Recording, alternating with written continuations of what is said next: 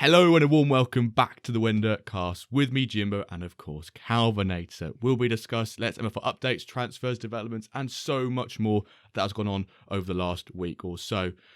But before we kick the episode off, one important note, as we always like to say, none of what we chat about on here is financial advice, especially this episode. Do your own scouting or hire a director of Metaverse football. Calvinator, how you doing? What we're going to be talking about and who have we got with us today? I'm doing great, Good to although hear. later more about Magos probably, but I'm personally doing great. And I'm really excited for this episode because you said, especially this episode, maybe financial advice, not financial advice, might be important because we're going to talk about the economy, the market, the prices, all of those things. And with us, we have a regular guest, we can say, who's been here 2 times before as a mogul, Meet the Mogul episode. And on our special 50th episode. And he's a great member of the community, passionate manager, knows a lot. So welcome back. And Brandon, how are you doing? Hey guys, Happy New Year to both of you. I know it's 12 days in, but still get to say it. So, but no, I'm excited to come back, and yeah, a lot happening right now, and even at the mid-season transfer window, a lot more activity. So definitely excited to chat with both of you. Welcome back. Yeah, welcome back. Exactly. Yeah. So later on, we'll do like a couple of statements, and then we share our opinions of what we think regarding the market. And you will also tell some details about your deals you made recently with the big whale who came in, who was put in the spotlight in our extra Dirk about Akane. So stay tuned for that, for like the details and the juicy details maybe of those deals. Before we start, maybe Jimbo, stream talk. Stream talk. Yes, another great stream. Thank you to all of you tuned in for the pack drop stream on Wednesday. It went great. The packs sold out stupidly quick, as they always do, which is phenomenal, but also kind of heartbreaking at the same time if you don't get what you want, or even if you don't manage to get a pack, you're like, God damn it. But the nice thing about them is we know the frequency of them. It's not like maybe circa 2 years ago when you had a pack drop and then nothing happened for 8-9 months, but that was just how it was back then. But now we can have those regular drops. Just want to say a massive shout out to Obi again for donating those 2 prizes for first and second place in the quiz. That was very generous of you, and that allowed us to then distribute our 15,000 MFL in more ways, so we can have more people winning, which is what we want to happen on our quizzes and our streams. So yep, another great pack drop stream. And as always, whenever MFL does their pack drops, we will always be going live 1 hour before that to bring you some hype, some pack openings, some quizzes, some rewards. Basically, a bloody good time, if I do say so myself. Exactly, yeah. I mean, the drops sell out quicker, and we're getting more viewers and more hype, I think. So that's great. It's funny, we have this massive build-up we have this hour-long build-up for 10 seconds. In the pack drop we could have other things as well here, but it's a good time. I want to say that's what she said. Yeah, well, but okay. Yes, let's move on. I would say let's start with our personal journey. So, how did we do this week? What's your moment of the week? God, I'll go first because I've got a really jammy one. So, I got rid of a right mid in the mid-season transfer window for the Wyverns, like rotation side, and he played left mid because I had no secondary left winger, but it was my rotation side, so I didn't really care much about it. Apart from it's strong, but the left mid, I wasn't really too bothered about getting someone in. So I thought, right, I've got rid of my current left mid, who's a right mid. I need to bring in a left mid, but I thought I'm not really too bothered about it because I think I've done a bit of calculation, and I think I'm clear for being relegated. I'm currently 8 points, 9 points clear of 9th place. I've just played 3 of the top 4 in the second part of the season, or 2 of the top 4 in the second part of the season, and I'm in the next round. I'm in the next round of the cup. So hopefully, when we've heard this, touch wood, I've made it through to the quarters. But I thought I need to get a left mid in, so I literally went 10 minutes before the transfer window finished yesterday. I picked up a 59 rated left mid for 1%. I went ahead and rotated my full squad, playing statistically the second strongest team in the league. I won 1-0, and guess who scored the goal? My 59 rated left mid. What a debut. He's immediately, cemented himself as a club hero. And that's probably, I brought him in because we're probably not going to get relegated. And we've gone and beaten, I think it was they're only one place above me, but on the strength charts, they are second. And I thought, this is just the jam of the engine that sometimes happens, that we got absolutely blasted, but my 59 rated left mid. So whoever, I can't remember the manager or the owner or the agent of said player, but thank you so much. He's had a wonderful debut. Deserves some, extra clauses for that goal. He does, maybe, yeah. I only got him 1%. I feel like a bit of a bargain, really, Yeah, but also with 1% for bronze for 59, that's good. I mean, he'll probably get himself normally they go for 2% in ice, so yeah. I think everyone's happy. But yeah, that was my moment of the week. I was watching the Outdoor Boys on YouTube whilst watching the game, and I went absolutely mental when that goal went in. It was phenomenal stuff. So that's my moment of the week. And Brandon, what about you? Any highlight? Some mixed feelings because I'm perpetually terrible in the cup. So I think it's the 8th straight season that my Plat team has gotten knocked out in the group stage. We've only made it one time in the entire history of the Titans Cup, and that was the year we finished second to Ronin in the finals. So we're all or nothing apparently, and so that was upsetting, especially given I just looked again and it was 130,000 MFL for reaching the knockout stage in Titan. Yeah, so it was a pretty big miss. It can make a difference. Yeah, it will make a difference. It really does. And I don't know why I thought that it was lower than that, but it definitely, I probably should have changed some of my tactics during the beginning of the season. But no, we're overall doing pretty well, sitting mid-table, slightly above in a lot of my leagues. A couple of my teams I'm okay with getting relegated. Teams that I'm playing with are definitely not stone caliber. They're more ice. So I'd be okay if they get knocked down. But the two teams that besides my Plat team that I really want to do well, my bronze team and my silver team, both are top of the table right now. So feeling pretty good, holding steady. Just gained a couple points in silver. So I have a 2-point lead, 12 games in. So feeling pretty good. I know Verblender's been loaning me several guys, and I've been promising a lot of minutes, and his boys have been doing well for me. His cam is actually top of the Golden Boot race for that league right now, which is crazy. Cam is Golden Boot, yeah, in Plat.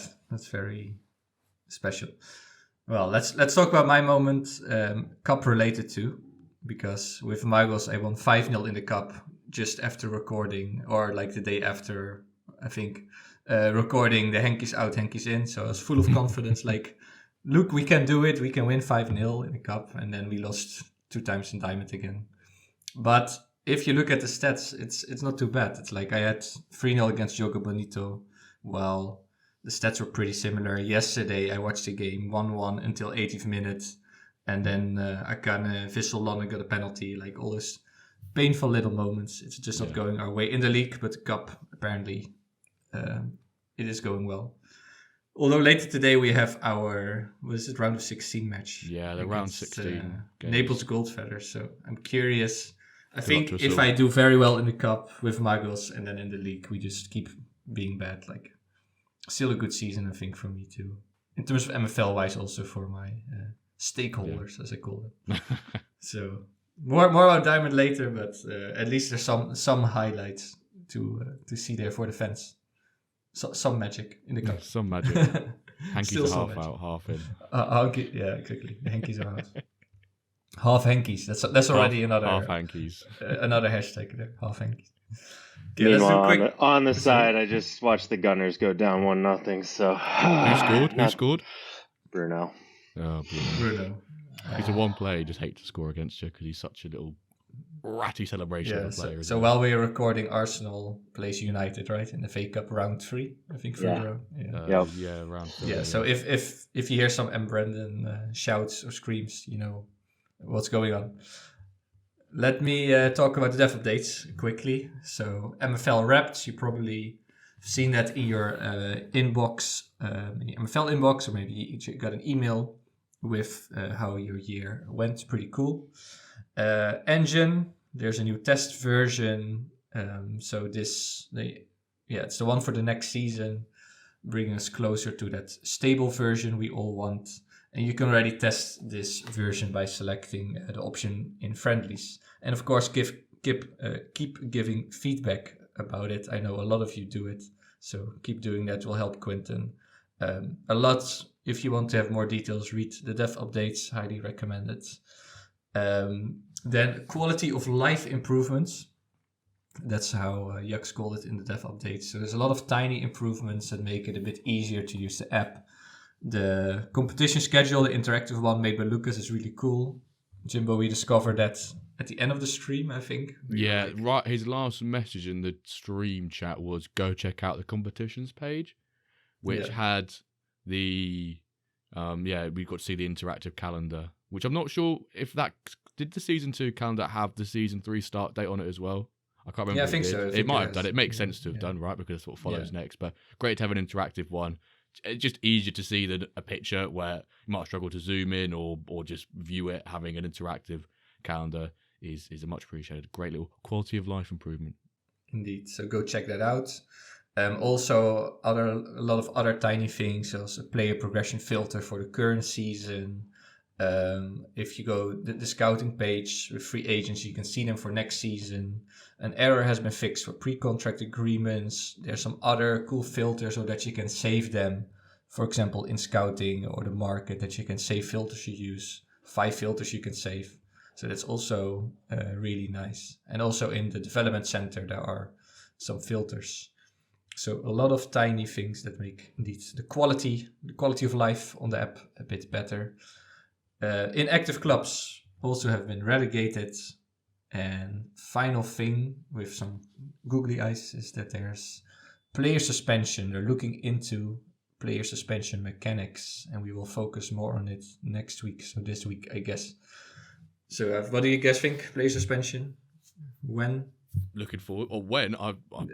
Wait, are you ready? Well, you're ready for it. You know, part of me wouldn't be surprised if it kicks in next season if they can get it. I don't think it shouldn't be a massive thing. I think Yax or Matt said it's not a huge thing to implement, but I look forward to it. You know, maybe when my opponent gets red carded, but not when my players get sent off. No, I'll be fuming at them. But no, for me. Yeah, with like the tackle harder crowd, there's some people who just do tackle harder always because they can get away. Yeah, they can get away with like 8 yellow cards per game. But now, eventually, it's gonna break them up. So I think for that, it's really good. I think it'll be interesting. I feel like I want it to come sooner rather than later, but I think season 4 is probably better unless they can, tell us right now, like maybe within a week, that it's going to come in S3, because I feel like people need time to figure out how they're going to adjust their full agency or any of their loan structures and things like that. And there might just be not enough time to make all those changes. Yeah, I wonder what the depth of it will be as well, to what extent they do suspensions. Will it be as straightforward as 2 yellows, a red, 1, 3 straight red, 3-game ban, or will they introduce, if you get 5 red cards in the first 10 games of the season, then you get a 1-match ban, or after so many games it resets. And that stuff can get quite complicated then if you're not aware of those sort of suspension rules. So I imagine maybe, around it might be better in terms of season 4, but it's probably one of those. We all want it, but then when our player gets it off, we're like, could it have been the next season? Why does it have to be in this game? I'm now missing the cup final, or do cup games count in the suspensions for leagues? All this sort of stuff, it could all get a lot of things to figure out. Yeah. Well, it's not as easy as I thought it was. With Jax, he might just drop the bomb like next week, and it's already here or something. We'll see. Diamond update, Diamond League. So again, Bistione, or again Still, is. What do we say? We don't want to jinx it, but they have a 9-point gap to he's cruising. The number. He's cruising. Yeah, that's how you can say it. It's 11-point gap, isn't it? Is it 11? 11. Oh, yes. 11. He's got a 4-game buffer. He's basically cruising. 4-game buffer and as goal 8 games differential. left. Yeah. Yeah, and no losses yet. Like only 2 draws, 11 wins, 2 draws, no losses. So Scrub is on fire, doing really well, 35 points. Then 3 teams fighting for second place: Jogo Bonito, OM Legends, Club Atletico Tango. Big Wilbert really made a great comeback after a bit of a rough start this season. Then Vissel, BFC Barcelona, and Meta in 7th place still with only Rona, 19 man. points. I think he's getting. When looking back at some of the games, and maybe we can highlight the one here now, when they lost 2-1 to Samba FC. A lot of his games where he's lost by 1 goal or drawn the last minute, you look at the stats and you go, mate, you've been shafted. Like, I'm so sorry. You just feel for the guy, because you know if that was any of us, we would be raging so hard, especially with the amounts on the line, and you go from first last season. Was it comfortably first? Maybe like a game or so. Was it last game?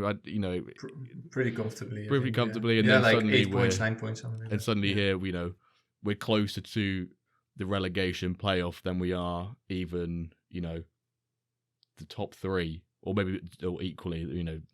But yeah, it's I feel for the guy.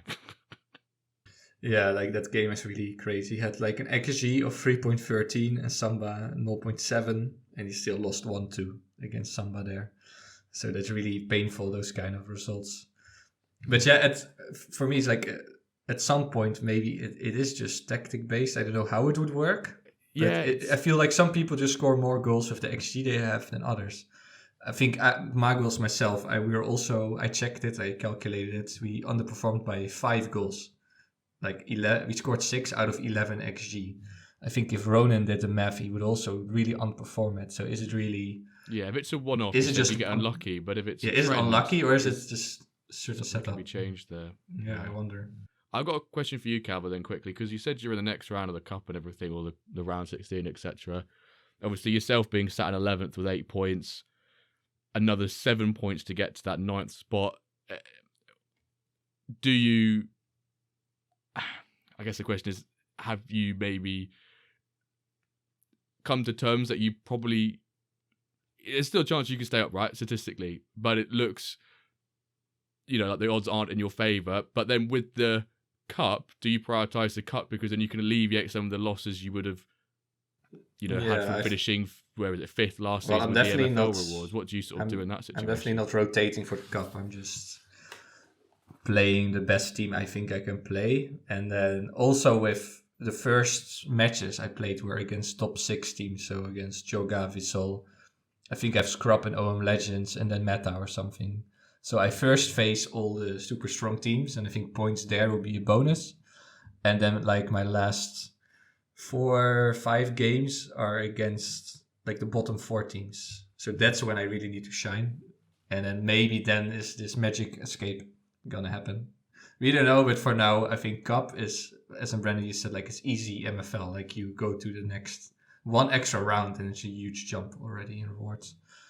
So for the people who loaned out, guys, it would be nice to reward them. And in the Cup, it's an easy way to get more MFL quickly, I think. Myself included. Yeah, exactly. You're one of your guys. My last remaining diamond player, because as we'll talk about in a minute, the other 2 that I had are now Akanes.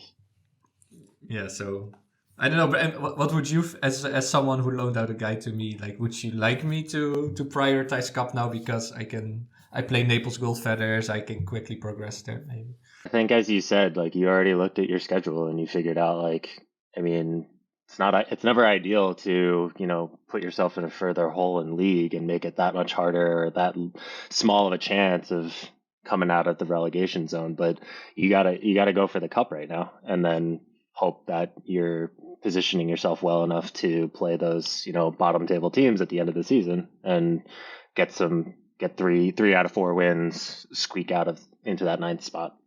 Yeah, that's a strategy indeed going forward. Let's see how it pans out. Any other remarks about Diamond, or? I think your prediction beginning of the season, Cal, about Sturgis, Benito doing pretty well, getting promoted. I know I remember looking at I think Bastiste updated his strength charts, and I know taking with a pinch of salt, etc., because what they do and what they don't show. But I think there's now, is it 4 or 5 teams with over 1,000 in terms of like their best or their top 11 overall, which is nuts. That it just used to be Ronan, and now it's 5 teams. I think Ronan's still like good 16, 17 up there from second place, but still the fact that Sturgis got promoted into Diamond, which we sort of expected last season anyway because of the caliber of squad he had, to then come into Diamond his first season and looks to be probably hitting like a top 5 spot. Yeah, it is very close because of how far Milano's up top. It means the rest of the league is very compact in terms of 2nd to 5th. So you lose a couple, you can just quickly drop down to 5th, and that changes. But got to give credit to him what he's doing this season. Yeah, no, really. Yeah. Well, I know he's super serious about it and very well prepared, and it definitely pays off. I think especially when the difference are so small between teams. So indeed, great job from Sturge. Okay, market moves time. Some new managers. I should have been a bit more thorough, I think, with the sales bot, but I still found quite some new managers. There's so much in there these days, mate. Exactly. We can it's hard to sift through. Yeah, it's getting increasingly harder. Indeed. So, Dem, A3, Labana Lens, Royce and Sushi, nice name. FK17, Karel, Dage, Week, and FC Kanki are some of the new managers. And the new user of the week is Dirk. So a manager. You saw him maybe in Salesbot. A new manager called Dirk. He actually, according to his profile, lives in San Diego. So maybe Sturge can arrange some meetup. And he bought a Stone Club from Serbia with also some rares already. So great start to his MFL career. Then for market moves for common, uncommon, I put you, Jimbo, because I saw you purchased a 68 CM, 22-year-old, for 35 USD. I thought it's maybe a bit much, but what's your reasoning? Can I point out here, that is not me. Oh, that's the other Jimbo. That's the other Jimbo. No. I weren't sure if you're trying to bait me out or not. That is not me. It was after the drop, and I sold a goalkeeper, and the other Jimbo bought it, and everyone was going, "Oh, this is a bit suspect, isn't it? Is this some sort of tax evasion thing going on?" And the funny thing was, I was at a Norwich game last week, and someone messaged me and said, "Oh, you've got a couple of ICE players for loan. Can I get them off you?" And I was looking at my agency going, "I've only got one player left who's not got a contract." And he sent me a screenshot. He goes, "These are your players." I go, "That's not me. That's a different Jimbo." He's like, "Oh, that's fine." And then someone else messaged me and said, "Can I have these players off you?" And I said, and I was like, "Oh, that's not me. That's not me." So I messaged the other person who tried to get hold of the other Jimbo from Southampton. So he's English as well. And I said, "Did you ever manage to find out who that person was? Because I've got someone else asking me for supposedly my own players when they're not mine. Can I forward them on to the other Jimbo?" I can't say real Jimbo. The other Jimbo 0.2. And he went, "No, I'm just going to forward them on to you instead." And I was like, brilliant. But yeah, that's not me. The real me is my name with a dragon at the end. It always has been for the Wyverns, a dragon at the end. But you might need to put more dragons in there. I might have to put more dragons. This is when the other Jimbo author does it, and it just makes it all the more confusing then. I'm going to have to keep upping it or lowering it whenever he changes it. So other Jimbo, if you're listening, you could play some dirty games here if you wanted to. When unique names. Be aware of the other Jimbo. So that's the second Jimbo. But yeah, well, he buys players. That's we know he's active. Yeah. Then rare players. I put Lero again. I think I mentioned before. He bought an 84 striker, 22-year-old for 575 USD. Quite a big rare purchase. And he's kind of low-key a big agent with also 5 Legos, a lot of high rares, although we never really hear from him in the chat. So Lero bought another guy. Legendary players, of course, Akana kept buying tons of guys. But also Duff, for example, bought an 85 centimid 26-year-old for 450 USD. And it's interesting for me to see what happens to like the older Legos, how I think you see the gap growing between younger and older players. Do you guys agree? Yeah. There's like a bigger gap growing. Yeah, there's we had a hashtag a while ago called progression premium, but we know calling it a youth premium now. There's definitely a, does the age have the word the letters teen on the end? If so, slap another couple of $100 on the end of that number, and then sell it. That seems to be at the moment. And then 26-year-olds, like a Lego below 500, 26. So that's interesting dynamic. I've seen even like 25 or 24 is becoming tough to, find a buyer for any of those. I have an 88 that right mid that's 25 and been sitting on the market for a while, and it's not like I need to sell them. They're doing well and starting for my flat team, but like no one wants to touch them with the 10-foot pole. No nibbles on that sort of thing. Yeah. What's the phrase? To won't touch them with the 10-foot pole in countries where we don't use feet. What's the equivalent for you guys? I think we said the same thing. Huh. You wouldn't. Yeah, you wouldn't. Well, it would make sense in English. That just sounds confusing. No. Although I don't know if probably we would say it a totally different way, like a 10-meter pole. No, but just like another way of saying like steer clear of this guy or.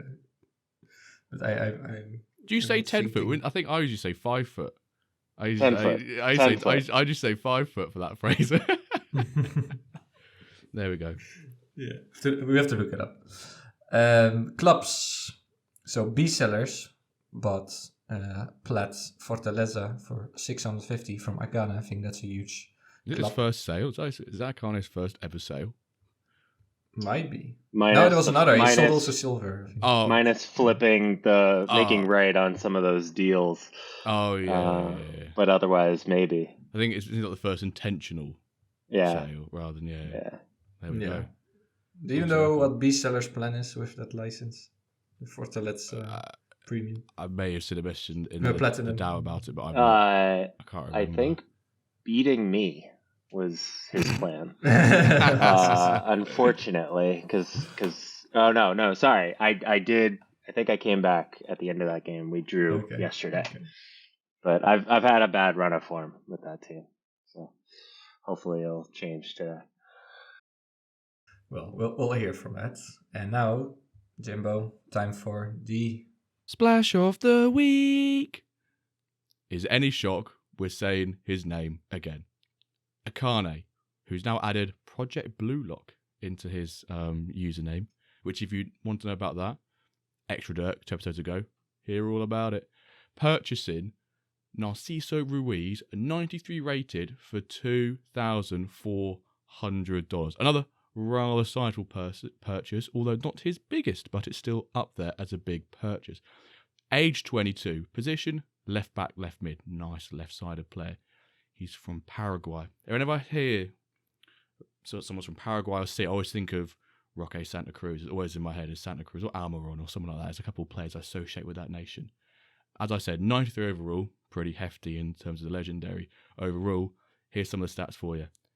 92 pace, 91 dribbling, 90 passing, 97 defence, 89 physical, and as a left back, you really want to hear a shooting stat as well, just in case you want to know, 45. So that is Akane for just shy of $2,500 purchasing Narciso Ruiz from Obi-Wan. Congratulations to both involved. And he now owns my legendary Margos left flank from season 1 with Heredia and Ruiz, those two guys. Who had like combined 30 assists or something. He had 14 assists as a left back, so it was pretty... Was Heredia Paraguayan or was he Costa Rican? No, Heredia is Ecuador, I think. Oh, yeah. Well, both South America, Latin American guys. Legendary left flank, and now Akane can use that left flank with Ruiz and Heredia. So great deal. IRL, MFL, anything? I know Embrandon is watching United Arsenal. Quick update. Odegaard just missed a penalty. No, he didn't. I saw. Still 1. It's 1-1. It's 1-1, and Diego Dallo's been sent off for Man U. Okay, so it's looking good then for Arsenal. Well, it would have been looking way better if he had actually made that. Hit the post, I think. Oh, but Dallo sent off. It's United. I'm sure the 72nd minute. I'm sure that the next 20 minutes of this stream or recording is going to be me just everywhere. So Okay, keep us posted. And Jimbo, any IRL MFL? I guess I'll just update on the FA Cup from a Norwich point of view. We got smashed 4-0 by Brighton. Totally expected. Brighton a decent side. And I was saying to you boys just before we recorded, our best centre mid came off injured, so we could be in trouble for the next couple of weeks. Having a scan today, don't know how bad that could be, depending obviously hamstring, and you can get different grades obviously. So, hashtag when injuries, mate. When injuries. When am I gonna have to? My player gets injured on Saturday in MFL. Have to send him in for a scan the next day. Come back, physio says you're fucked for the rest of the season, mate. So, but yeah, the joy of the FA Cup. I think there's only one upset I've seen so far, and it was, I think, actually no, Doncaster beat Hull, which kind of upset. Plymouth beat Brentford. Tamworth Town, or is it Tamworth Town? Just Tamworth took Tottenham to extra time, and they are National League side, so that's, even though they lost 3-0 in extra time, that's still a pretty big achievement to get to extra time. But aside from that, we really are seeing that if you're not in the Prem and you get paired up against a Prem side, you near enough have an auto loss because of how big that gap is between the Prem and then the rest of the English pyramid, which in a sense I feel like the FA Cup loses a bit of its charm in that sense. It's more like the early rounds when a non-league team gets into the FA Cup, like third round for the first time. So, but yeah, that's... And FPL Premier League play midweek this week, so none of this week. Next weekend it starts. It's midweek, so make sure you're set. But we'll send all the reminders now, so you'll be cool. And what do you think of the Ashley Young debate? I could do that as my ARL MFL. Like maybe MFL. That's a woke nonsense. Maybe we get like children of our players NFT, and then you can like some what's this horse racing game? Photo finish. That you have like a breeding, you can breed. When breeding. But Ashley Young has a kid, has a son who played for, what was it? Peterborough, yeah, and he could have played in the same match against his son, but the coach chose not to play in. Yeah. And then some people are outraged and some said it's professional. I kind of see both sides to it. It'd be a unique thing to happen that you're playing your own son in a competitive game. But at the same time, from the manager's point of view, they were 1-0 down. And then I think it was like the 98th minute, Everton got their second goal. So you're 1-0 down FA Cup. You've still got a chance. You're still in with a shout of, equalising, extra time, going through, etc. You can't then go chuck on. What position does his son play? I think midfielder, I read somewhere. Yeah, I can't even, I'm just looking on SofaScore, I can't even find him on the squad list. So maybe he's like youth and he just brought him into the squad for that one. But yeah, you don't, let me just have a look quickly what position he plays. Yeah, he plays midfield, yeah. So it's a tough one, isn't it? I think Ashley Young got a bit angry about it afterwards. I'm like, calm down, mate. Yeah, just go play him in a pre-season friendly or something. We'll go sign for Peterborough and play with your son like a LeBron James sort of ordeal. Like, just do that instead. Don't get pissy. So I see both sides to it, but the worst was that Northern Ireland didn't play Will Grigg when everyone's singing that song. That was like that was Will worse. Grigg's on fire. Yeah. Will Grigg's on fire, and they never played Will Grigg. There was a bigger shame. Bigger outcry. Now, finally, time for the beer top 3. I don't know, Embrandon, if you are actually a beer fan or not, but I am. You are? Okay, great. So let me tell you what the current beer top 3 is. Radler, still number 1, which is not really a beer. It's half a beer with lemonade, kind of. From Sam. Then Brewer's Banquet, Original, Taggart, 2nd place. London Pride, SR Monkey, 3rd place. What is your addition and which one will you replace? So remind me how this works. Do I have to pick the place that it ends up being in, or does it just you can remove... No, you can just replay. If you think your beer is like the best of the world, you can just put it first. I'm not gonna claim that it's the best of the world, but it's my favorite, just drinkable, everyday kind of beer. Drinkable drink. Exactly. But do both of you know about Yingling at all? I'm guessing not, No. because it's an American beer. No. American lager from Pennsylvania. It's one of the longest standing brewing companies, family owned. But I mean, it's very consistent for me. So I'm gonna go with Yingling, and I'm gonna conservatively put it in third place, just in case it can last a couple of weeks. Are we going to have the Radler go all the way to episode 100? Yeah, no one dares We're going to have get rid of basically the- a Shandy coming up at top. This will be unbelievable. Okay. I'm playing strategy here. Okay. Well, so even if it gets removed, I don't. Yeah. Yuengling is third then, replacing London Pride from SR Monkey. So now we have 2 American beers in there: Brewer's Banquet Original, Taggart, and Yuengling. I should have been drinking one on the pod and Brandon while we did this. Yes, and then we have our German non-beer as first, Radler, without even a brand. But someone needs to come in to replace it eventually. We'll see who our next guest is. Time for the main topic, which is market talk. So there's a lot of developments on the market. We are going to talk about a lot of things using a couple of statements to which we can agree or disagree and follow it up with a little debate. But before we do it, Embrandon, we need to ask you about your deals with Akane. Like, what did you, who did you sell? Was it hard for you? Was it hard to negotiate? Maybe did you offer them to him, or can you tell us more? Yeah, so it wasn't too difficult of a negotiation, honestly. I think the hardest thing was me just being willing to give up some of my players and the caliber of players that I did. The reason that they started DMing me, or I reached out first, was when they took over Londinium and changed it to Bissell London.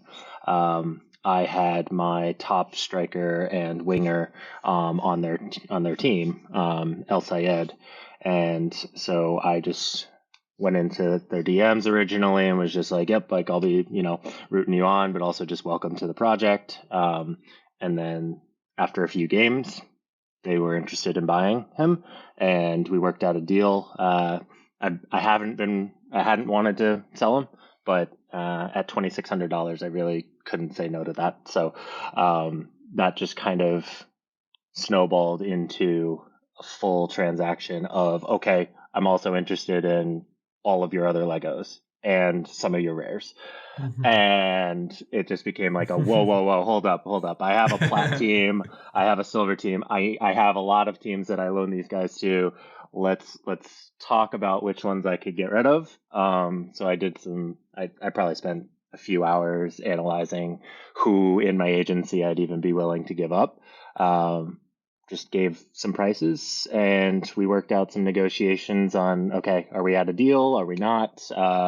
What would I need to do? And then my biggest thing was just I was nervous about canceling any of my contracts in the middle of the season, and they were super nice about it. Like, yes, totally understand. Like, we're talking about season 3 here, so wasn't able to, or didn't have to worry about any of that. So I'm still trying to figure out what I'm going to do to actually replenish some of my agency, because I don't think I'm going to be able to field all of my teams. I have 11 clubs, and I definitely need some more players. So I'll be back in the market. I've made a couple of purchases since, but no, overall, I think it was finding a good opportunity to give a new player who is looking to buy at market prices, some players to work with, and I'll scavenge the market in the next few weeks and figure it out. Yeah, and did you have one player you're really attached to? So El Sayed, you said, were there like others that you're... Yes. The most? And that one's gone back a long way, because Eric, so I've loaned him to Eric Barbaric as well as Fantasy Gaffer throughout all of Alpha, and last season he played for SV Berlin. But it even got to the point where Eric had built an AI generated version of El Sayed. So there was a lot of bittersweet goodbyes to selling him off. But and I think it was even worse because the very first match he played, he went from a 91 to a 92. Once Akane bought him, so I had priced him at that anyway, so it wasn't too bad. But no, he was definitely my favorite player at my agency. But he was he was always too good for my team. Yeah, that bit at the end there reminds me a bit of bit like Turto when Eric gave him to B sellers, and then he immediately next day in training became a 96 rated player after like one match and one training or something along those lines. And it's like, here's our first 96 rated player, and it's a day after the sale, the swaps happened, and you're like, if you're Eric, you're like, oh God, damn it, just one more day, I could have just off put that, and maybe there could have been some sort of difference thing there, but you know, those things happen. You'll lose some in that sense, but you'll win some, you'll lose some, as I like to say.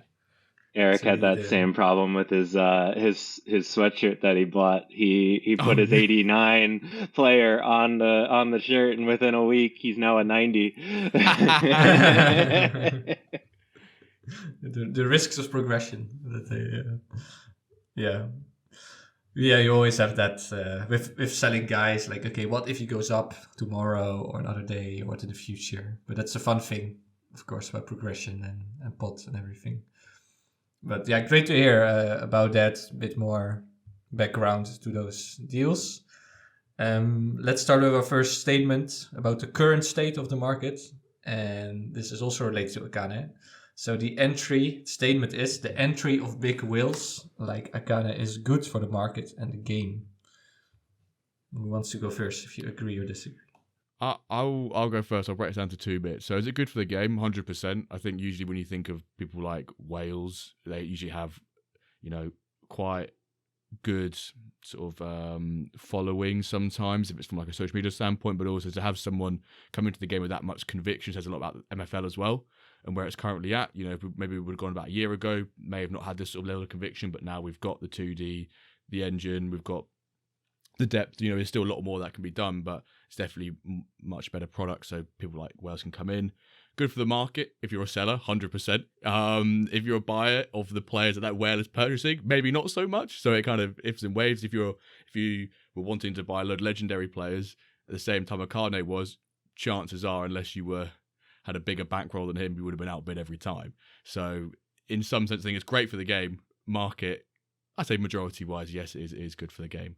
But if you're a seller, it's great because you can sell into that Embrandon, you know, sell into strength of buyers sort of thing. But that's my take on it.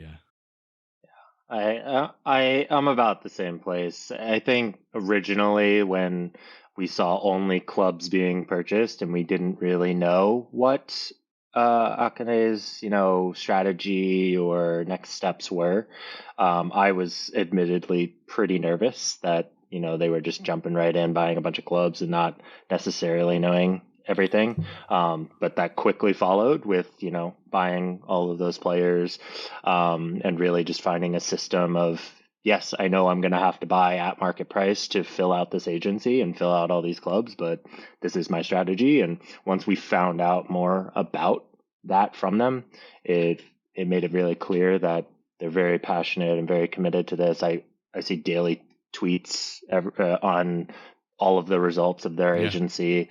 So very much, you know, motivated to be part of this community, similar to what I had seen from their history of tweets with, you know, So Rare and things like that. So I feel like that's only positive as long as, you know, that type of engagement and that type of, you know, positivity and continued engagement like stays there. Obviously it creates, you know, a higher profile, and that could be risky if, you know, clubs don't perform well or things like that. But I think like overall definitely very healthy for the market to have that extra jump and visibility.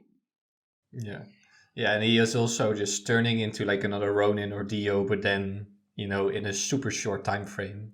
But Exactly. Pretty much he just also has a ton of clubs and invested. I think also Ronin, I don't know for sure, but also invested a bit in that ballpark or a bit less, but it's just much longer term. So, but yeah, I agree with both of you. So not much debate about this one. That it's nice. Just before we, one really quick question to buy before we go next statement. Does there become a point where we get worried about it, like him scooping every legendary up if he has a possibility? Because I imagine there's not saying that could happen, but you know, I like to say the possibility is slim, but it's not zero, sort of thing. You know, he currently owns the most legendaries now by 7, which is big Will, but I know there's loads of legendaries still left, but at what level of ownership of legendaries do you start thinking, crikey's monopolised the whole legendary market here? We're still a long, long way from that, but does that ever become an issue or a concern, or is it just the natural way of the market? You know, it's just market forces happening, sort of thing.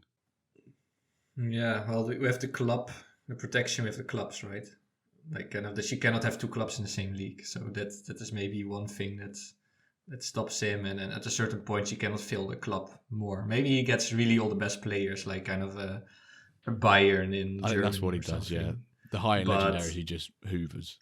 Yeah, but then you only can have 1 club per league and then just stack it with super good. But then still, I think other teams can beat him and be competitive.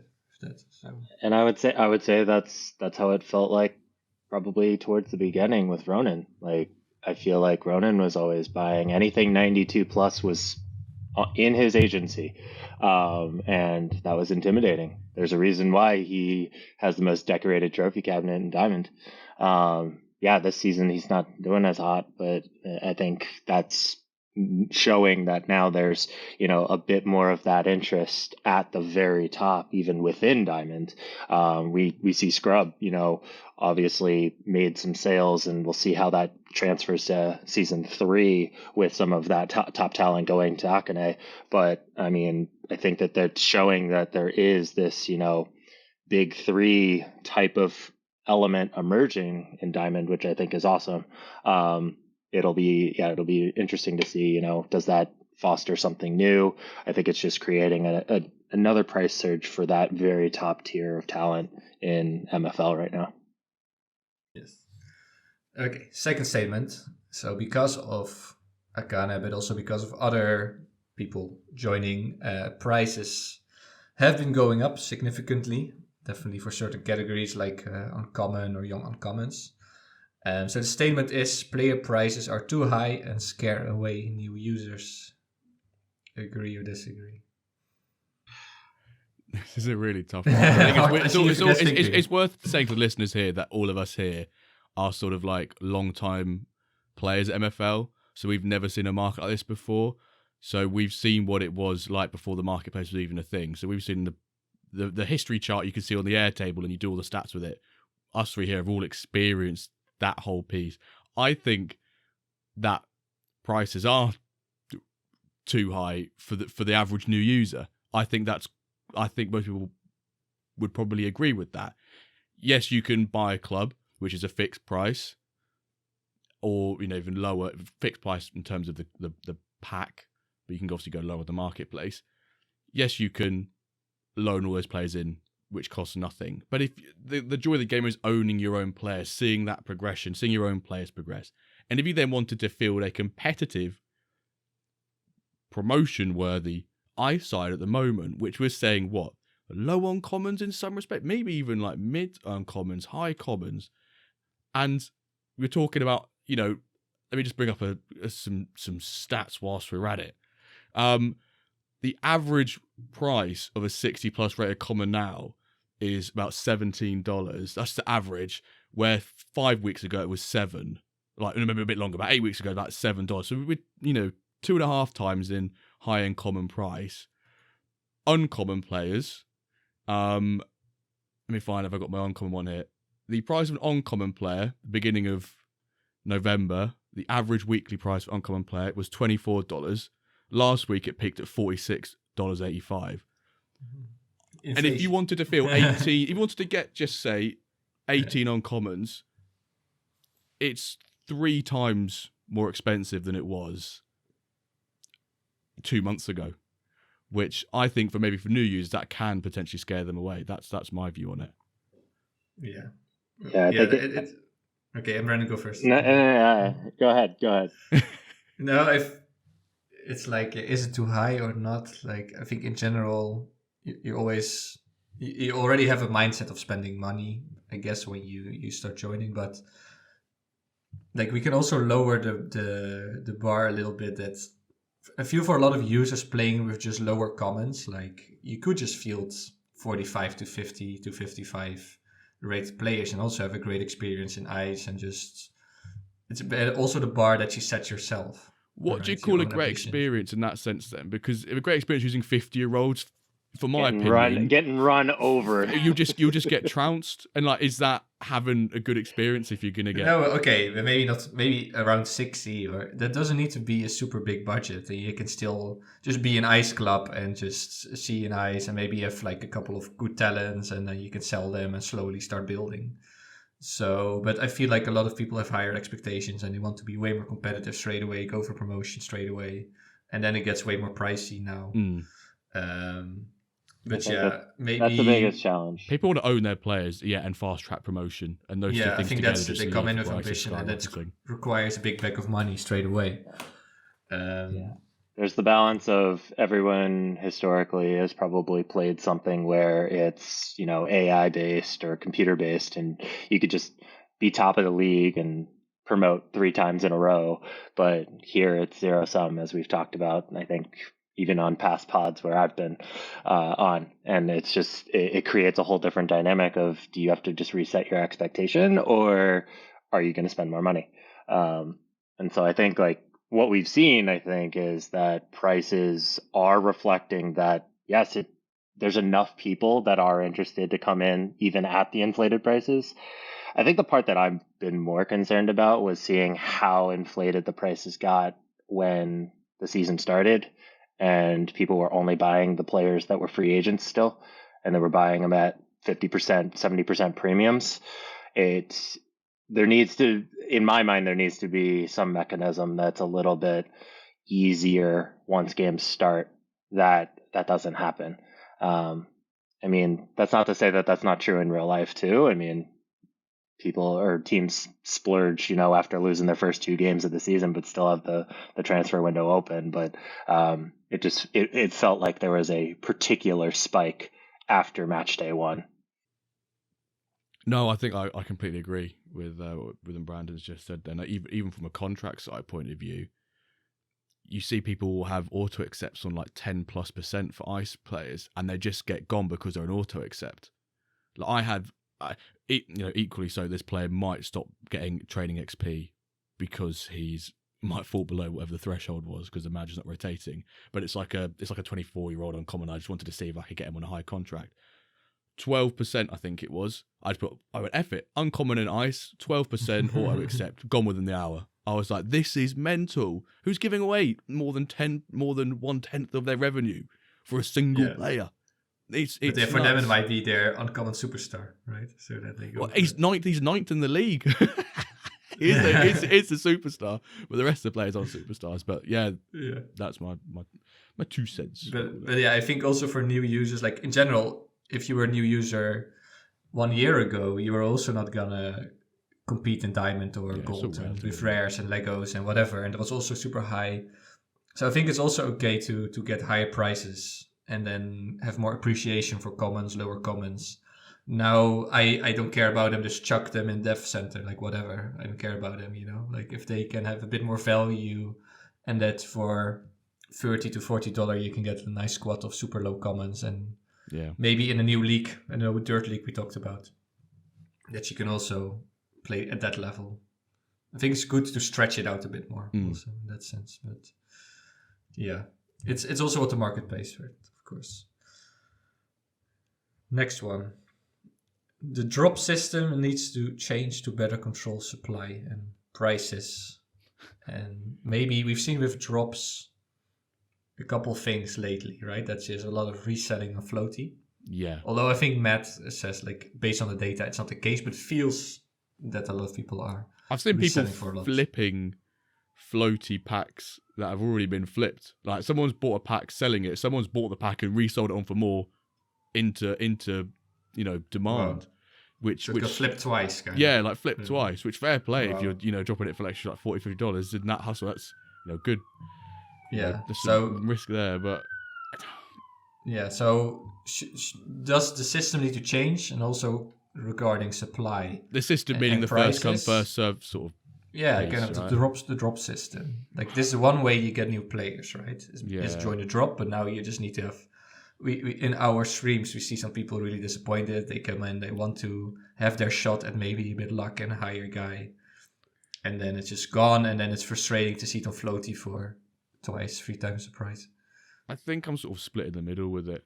Part of me likes the first come first served, but then part of me, maybe it was like a lottery system. I know Top Shot did that at one point where they went into, you were in a, I don't know, even a queue, or you signed up for it and then you got randomly allocated, in a couple of hours time or the next day, and if you're lucky, you're lucky. That's the fairest way to do it. And I think, 10-second drops are pretty manic. Even 5 seconds or less for some of the other packs. Does it need to change? Well, for me, I like to see active people rewarded more. So before we had quests, and you had like right to buy. You can win. I like the quest. Yeah. Yeah. So like pre-access or early access to the drop. For quests, people who are really passionate, active about the project, who retweet everything, who tweet themselves, who make content, or who just play. Maybe if you completed Season 2, you get 1 drop pass or something, or right to buy 1 pack in a drop. Some things like this to reward a bit. Yeah, I know for the team it's great to have drops and get new people in, but a lot of new people also cannot buy. And then if you maybe play 1 season with like a small ice club, you can buy 1 standard pack or something as like a reward. I struggle with the gated dynamic because as someone who came in from Top Shot, like I've seen the pros and cons of all of it, and just, it ends up focusing too much of the attention sometimes to the most active people, just because, we have what? Do we know how many active users we have from even whether it's a club ownership or a player ownership perspective? I know when we did the resolution episode, I can check now, but I think in terms of like the amount of unique club owners was nearly 1292. So that's just club owners. Like if we're thinking, like if we think about that, we're only talking about what, 300 packs a drop, and some of these people can buy more than 1 of each, like those that have figured out the system of setting up separate screens. But like I think it's tough because not even everyone within those can get everything, and then you're talking about adding more people. So like I think the most active people are then, if you add in any of qualifiers and things like that, it's going to end up being like, the people that are spending, the most amount of money.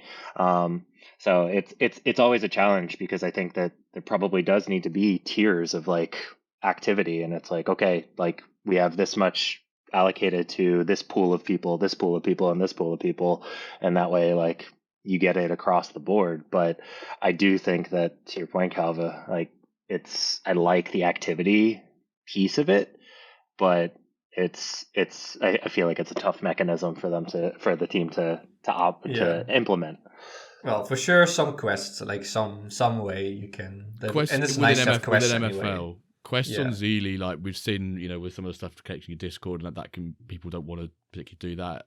Yeah, I think if it's done right, it can be used. I think maybe the one thing that benefits MFL at the moment is, like I said earlier on, is that we've got a frequent scheduling of drops. It's not, I missed out, I might not be here for a couple months till I get another pack. You've almost got at most 4 weeks. But if it's between the mid-season and the first one, 3 weeks. I think we're near enough doing a pack drop stream every 3 weeks now. So yeah, you are disappointed when you don't get a pack, but at the same time, I think you've managed your expectations, hopefully, to go, right, in 3 weeks' time I can go again.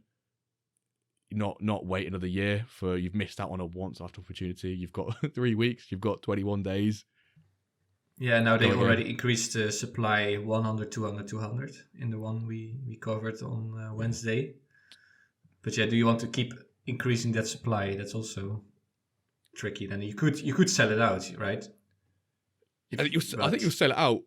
even if you increase pack supply, probably the prices maybe to some degree as well, because you've seen the floaty prices. Yeah, someone would much rather pay near enough double the price of a pack, for a standard, or 1.5, 2 times the price for a rare. Triple for standard right now. Triple, $100 for something. Just go buy the uncommon player on the marketplace if that's what you're after.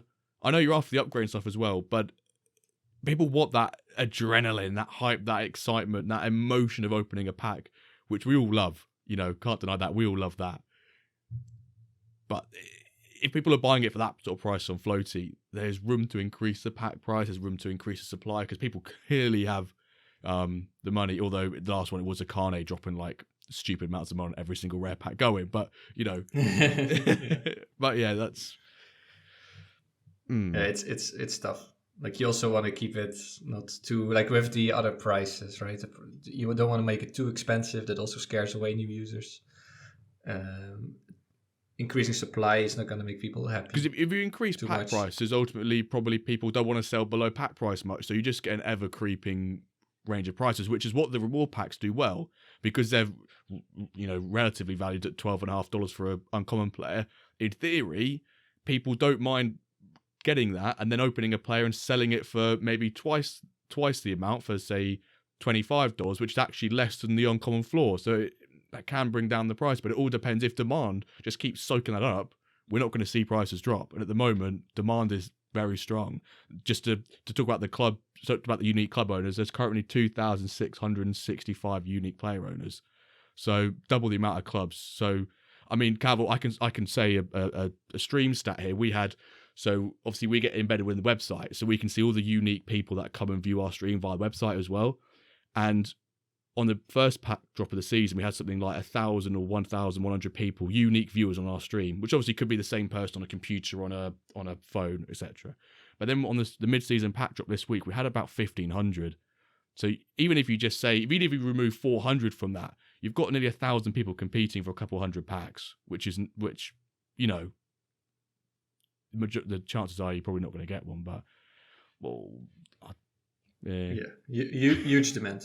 Yeah, that's what we say, huge demand. Yeah, there's just a huge demand, and we're so early as well. By the way, we are so, like, in terms of size of the game and users. Yeah, we are so small compared to other big Web3 games. Well, maybe I can connect it to a future of the market statement I had, that the prices will only increase from here. No financial advice, but I'm scared in the scenario where that's a yes. I've thought that prices would come down for about 4 months now, and that hasn't happened. I think that it really does depend on how diligent the team is on keeping supply at a very regimented pace. I know that we've seen a little bit of a supply increase and things like that, but that has been complemented with a demand increase. So I think that, like, I know you didn't even get to this, but I'll tie it to one of our other statements of just the overall of each league is going to continue to go up, and and things like that, especially where we're still at a point where the oldest age is 29. We're still 3 seasons away from retirement. Yeah. So, I mean, I know that we're now muddying that statement into 3 different things. Throw it in. You can throw it in. But it is a reality. Like, the player pool is continually increasing and will be that way for probably the good portion of this entire calendar year, until we start seeing meaningful retirement. Because even then, like, those 32-year-olds in 3 seasons, a small proportion will retire then. Yeah. A fraction of the entire player pool. Most of the players are in the 22 to 26-year-old age range right now. Not even that old, 22 to 24 probably. So we're still 6-7 seasons away before we see meaningful amounts of retirement.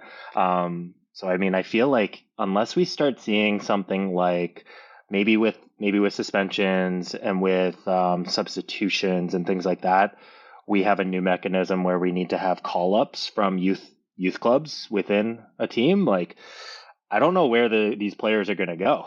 So I think we're naturally going to see that arms race continue to go up, and that might correspond with prices too.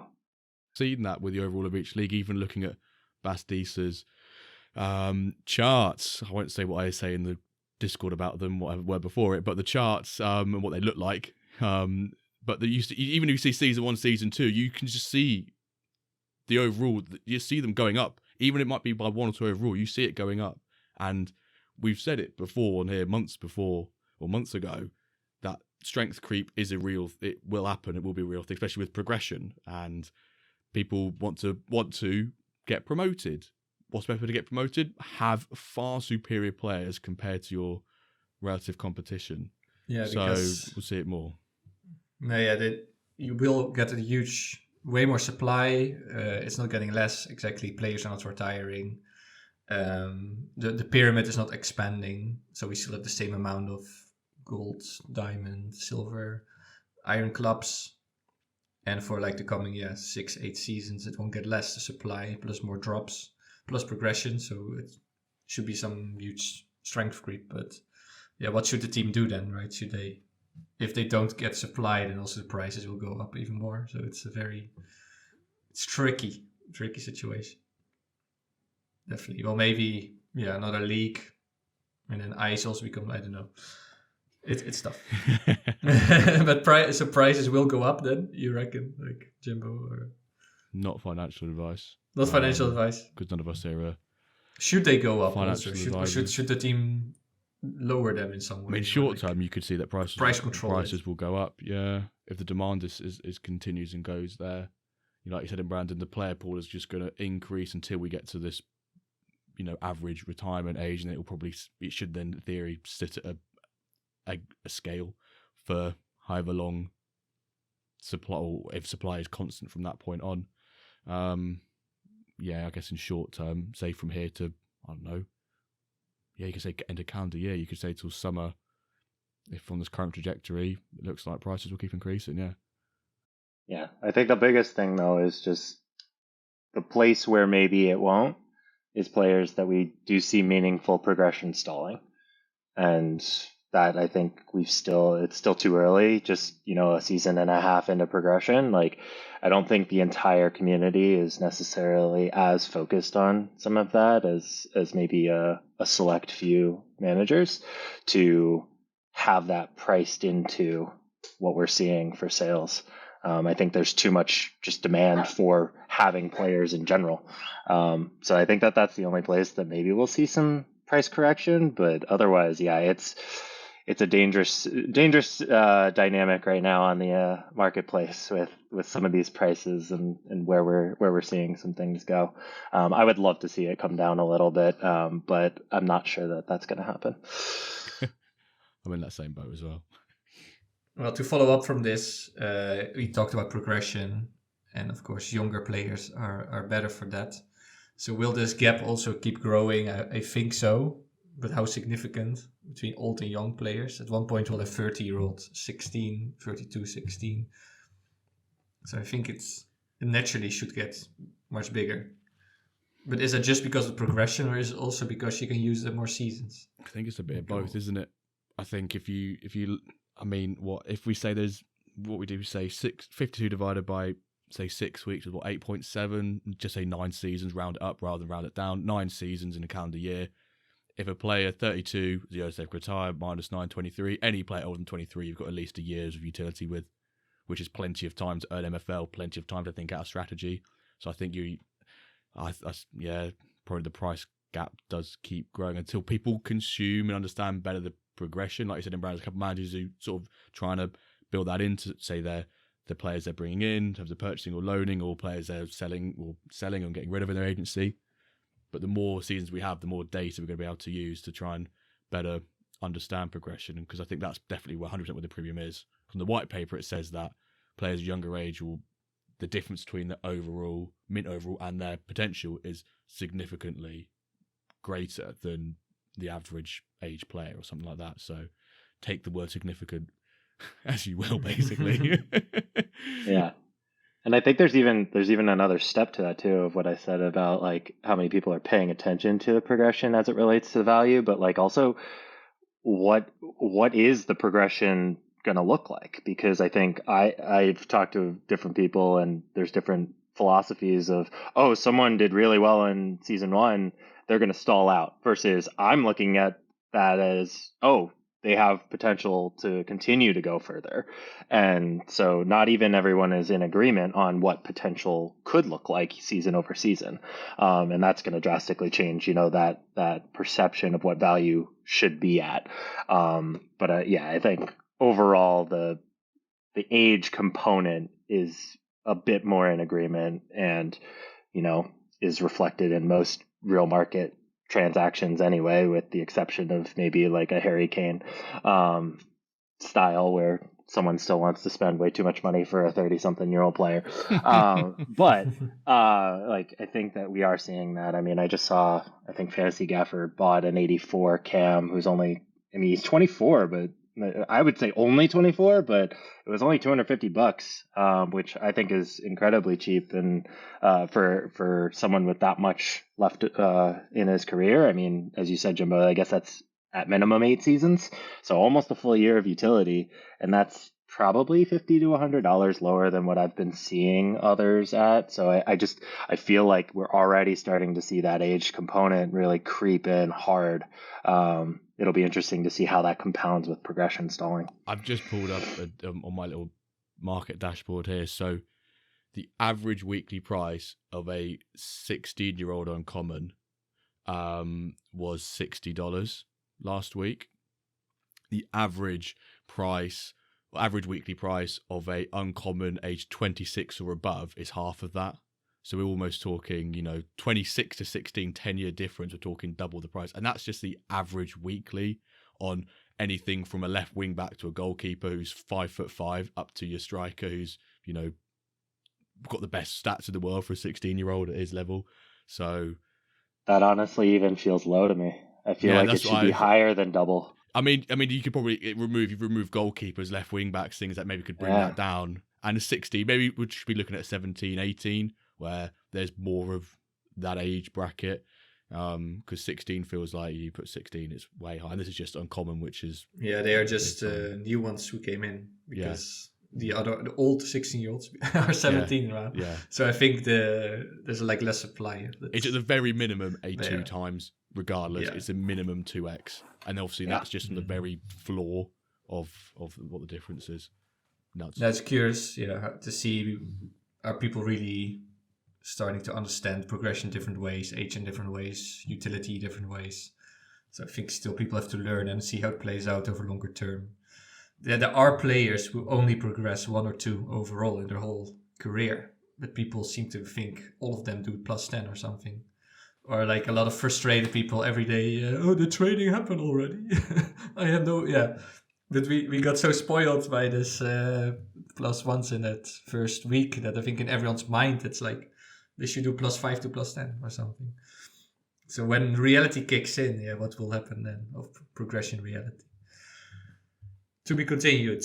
Then 2025 will bring new features that reshape the economy. Do you think there will be new features? Absolutely. I mean, this time last year, where were we even? I mean, we had... season 0.4, 0.5 maybe? Not even, probably. I feel like even earlier than that, and I mean, we were far away from a 2D engine. I mean, I feel like we got a lot of opportunity to see some really impactful features come in that can change the economy and the equation. I think even player reward packs coming out this past year was game changing. Of just it creates that full flow.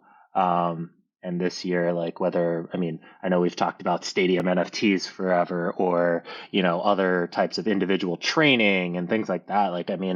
I think all of that is going to really create more and more of a dynamic around, okay, how valuable is a player when you can unlock their talent in 10 different ways. And then it really comes down to, okay, what is that agent looking to do, and what are they, good at doing?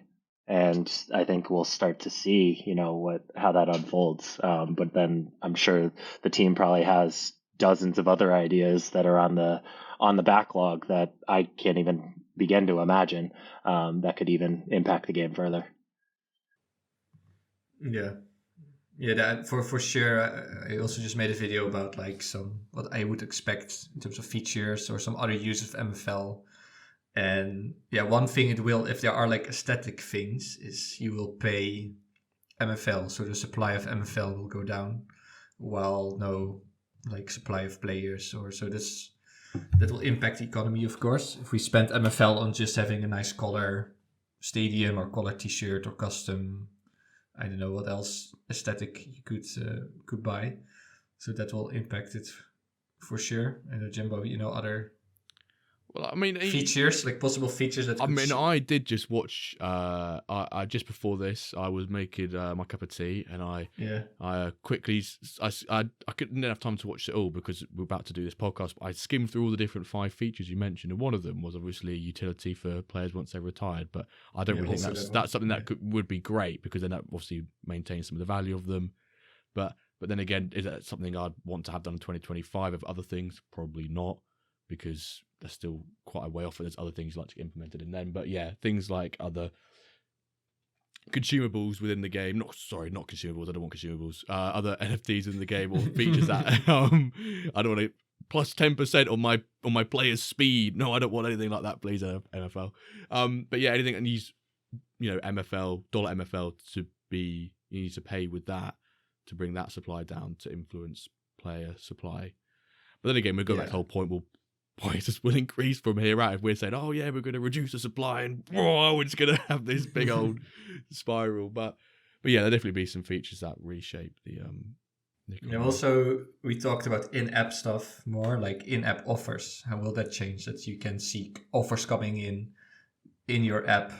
I think now a lot of people also don't know Flowty, that they can make an offer, or you don't see the offer from Flowty, like you don't even know people are offering for your players. So if it's in-app in your inbox and there's like little bidding wars happening, or swaps, or that will also change the economy. More like visual demand, or like a lot of people are not even trying to sell players. They don't even know what they can get, or that like there's a market, and then maybe if you have one button that says, do you want $50 for this guy? Then okay, yes, I want that. I want $50 in my pocket right now.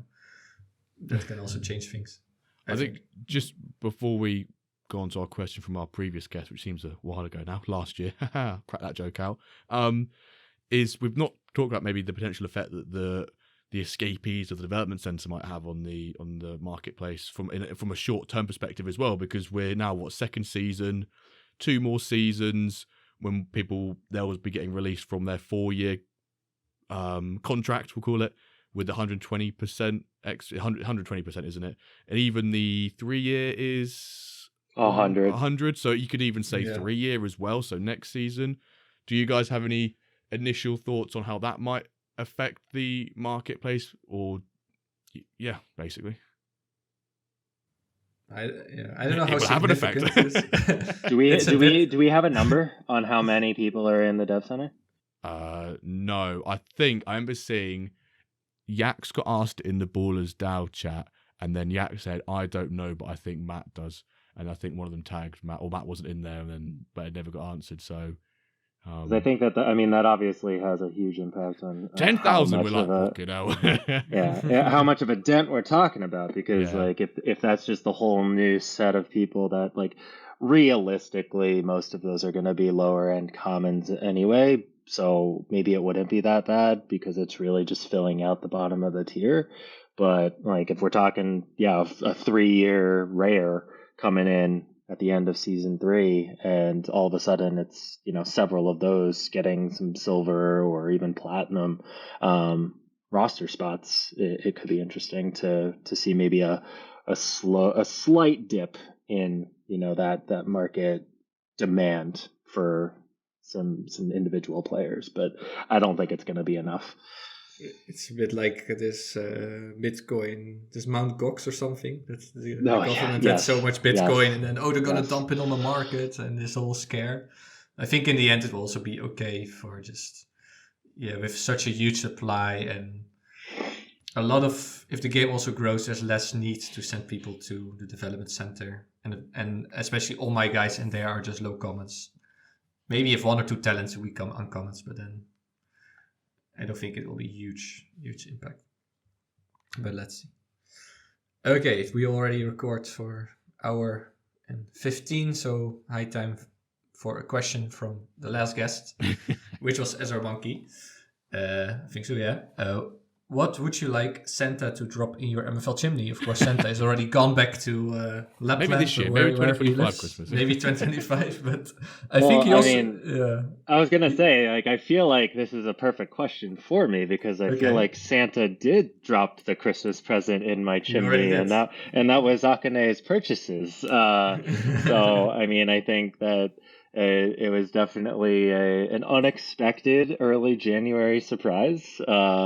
And I think, it was something like January 1st through January 5th. I think I sold 13 legendary players across like 3 different people. Obviously, Akane purchased, I think, 10 of them, maybe 11. But so, I mean, that of course was a very unexpected Christmas bonus, I guess, but yes. No, I mean, as I said, like I am itching to find a couple of key players to buy. I spent a little bit of that on one of my right wing back, who's an 83 on my plat team, but he's an 88 at center back. The guy doesn't have a Discord, but he had listed him a couple of weeks ago for $600, and I just finally pulled the trigger. And I'm like, I gotta have him. He's been doing great for my team, and I need him for next season. So already putting some of that money right back in. But no, that definitely is my answer to that question. Okay, great. And for our next guest, something popped in your mind? A good question. Oof. I still don't really have a great question. How many times now have we asked at this point in the economy, or where we sit with MFL, like what is the number one most critical feature that needs to come into the market that you would like to see? I guess that would be my question, unless we've already asked that too many times. But the thing is, new features keep being developed. So like before, people said it's always a new answer. So exactly. Yeah, exactly. So that's okay. So just which feature? What's the most critical feature they should release soon? Kind of, right? Okay. Great. Just before we say hashtag, I need to correct myself. When I said my 16-year-old uncommons were going for $60, I realized my filter for the age 16 was actually ages between 16 and 18. So the actual price of an uncommon 16-year-old weekly last week was $83. So 3.5x, not 2x. Sorry. That makes way more sense. That makes way more sense. All right. It's still nuts, though. Right. So if you got this far into episode, you know what's coming now. You know when my voice gets a bit deeper and a bit slower, it's a hashtag time. This week, in honor of Calva's reference to the horse racing Web3 game. Photo finish, that was the one. Yeah. And referring, maybe saying about MFL players having kids. We're going to go with hashtag when breeding. Hashtag when breeding. So plaster that all over Discord, all over Twitter. Confuse the hell out of everyone who's not been listening to the pod. That when they go, why have they got hashtag when breeding for a market talk episode? What were they talking about in an episode? What happened in that one? So listening this far, hashtag when breeding. I want to say a big thank you to Embrandon for jumping on today's episode, his 3rd time in the WenDirk studio. Have you enjoyed yourself? Had a good time? Always enjoy myself, guys. Great to talk to you again. And I mean, I'll look forward to the 4th time. Yeah, good man. Thanks for coming. Good luck for the rest of season 2. And also to our listeners as well. Good luck in the cup. Hopefully, by the time you listen to this, you've either progressed or you've not, because you will. I'm already 2-0 today. Oh yeah, nice. I think one of my games is now kicking off, and the other one kicks off in 25 minutes. So, if you hear from me on socials, we've got through it. If you don't, we've binned it. So. Thank you all so very much for listening, and we'll catch you this time next week for an episode of the WenDirk Cast. Thank you for listening.